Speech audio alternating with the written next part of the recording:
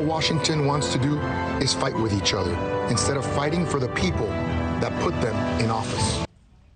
That is Miami Mayor Francis Suarez launching his 2024 run for president, quite literally jogging into the crowded Republican field. And he is joining us right now live. Good morning to you, sir. Good morning. Actually, I was sprinting. Let's not get it twisted, right? That was a real fast run. Okay, I'll ask you about your times later, but you've made a name for yourself as an innovator, making Miami the Bitcoin or Miami coin capital of the world. How will you introduce yourself or reintroduce yourself on a national level? Well, I think the ad does a great job of showing how different I am, right? I'm someone who's young, who's fit, who has a vision for the country, who can unify the country. I mean, no other candidate fits that profile. In addition, I'm the only Hispanic candidate in the race from both parties. So it gives me an opportunity to talk to a segment of our population that maybe no one is talking to. It can grow the party. It can allow me to also talk to young voters who Joe Biden won by 26 points, voters under 30, to people in urban communities where I was elected by 85% and 80%. And I did it by following a formula, keeping taxes low, keeping people safe, and as you said, leaning into innovation and creating prosperity. And you mentioned your youthfulness. No argument for me here, but Governor Ron DeSantis is not an old man. I mean, he's in his mid-40s, so he's arguably very young, too. How will you win over his supporters? Because he has been very popular for his policies in your home state. You know, I just gave a speech yesterday at the Reagan Library, and I think Ronald Reagan was known for what he was for, not what he was against. And I think that's a big difference between the governor and I. I want to be known for what I'm for.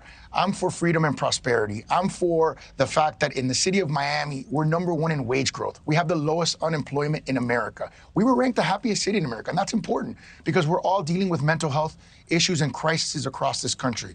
We focus on educational initiatives where we gave every kindergartner in our city a savings account so that they can learn financial literacy. I raised money from the private sector to create a First in Family Scholarship Fund so that everyone who's a Pell Grant recipient and first in their family to go to college goes to college for free. That's educational innovation, that's opportunity, and that's the kind of America that I want to create for every single citizen in this country. I know you mentioned sprinting. I mean, we're very clear on that. Are you going to catch up to these other candidates who've been in places like Iowa, New Hampshire, and Nevada?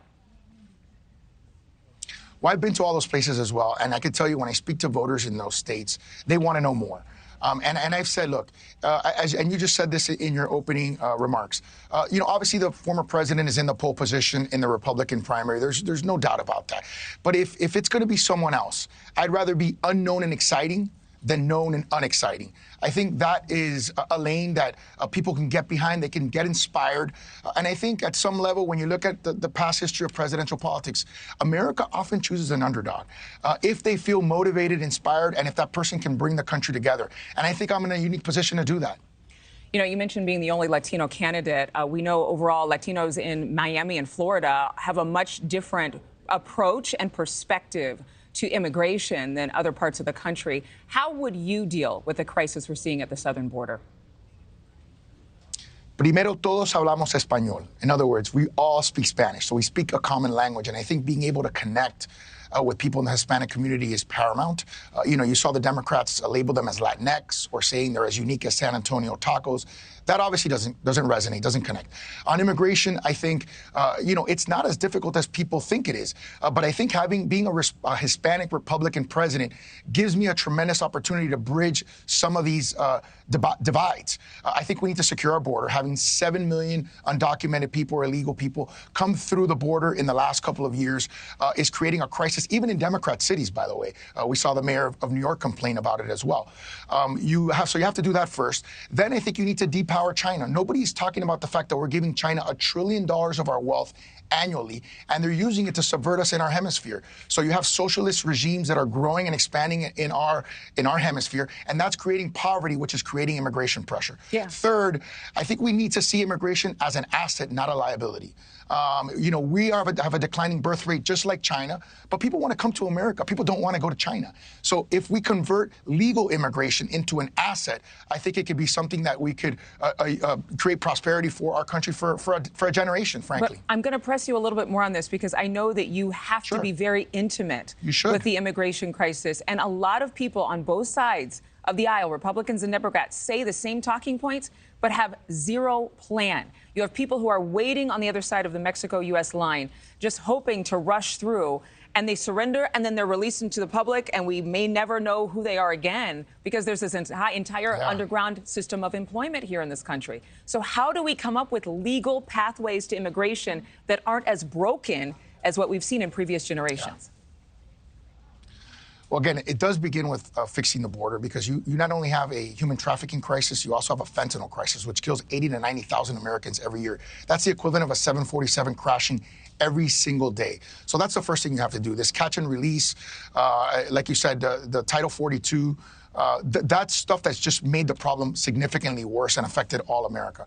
But I think in addition to that, you have to focus on the people who are here, right? And that's where the conversation gets difficult, right? Because I think a lot of Americans, particularly those who stood in line, who waited, who did it the right way, feel that it's disrespectful to give a large segment of our country legal status when they didn't follow the law. Mm-hmm. So I think there has to be some sort of status for those people so that we know who you are, as you just said. We know that they're not national security threats. We know that they're working and that they're productive and that they're contributing to the tax base of America, particularly with bloated deficits and entitlement programs. So that's very important. And I do think we have to focus on our hemisphere and have a hemispheric strategy. Nobody's talking about that. We've completely ignored our hemisphere. And now China wants to build a military base in Cuba, elevating it from an ideological threat to a military threat. I have one more question for you because of time. I could talk to you for a couple of hours here. But there's at least one Republican candidate, Asa Hutchinson, who actually wanted the RNC to do something differently. He thinks that former President Trump should bow out. Former President Trump federally indicted on criminal charges for those documents found at Mar-a-Lago in your city. Do you agree with Hutchinson? Do you agree that there should be something done or that the former president should not be allowed to be a contender in this quite interesting fight? No, I don't agree. And by the way, I don't think he would do it anyways, whether I agreed or not. I think the former president and whether you stay in or get out of a race, I can tell you, I just went through that process in getting into this race. It's a deeply personal decision. You're subjecting yourself to incredible scrutiny, incredible criticism, and it can be unfun at times. But what has to drive you is this abiding belief in your country and this feeling that you can contribute to the conversation and make life better for Americans. If you can do that, then you should be a candidate for president if that's what you feel. 2024 Republican candidate, we can hear your heartbeat. Obviously, you're very impassioned, and it's quite an investment. Thank you. To run for president of the United States. So we'll see how you do. Yeah. Thank you for watching. Go to newsnationnow.com to find NewsNation on your television provider. And don't forget to click the red subscribe button below to get more of NewsNation's fact-driven, unbiased coverage.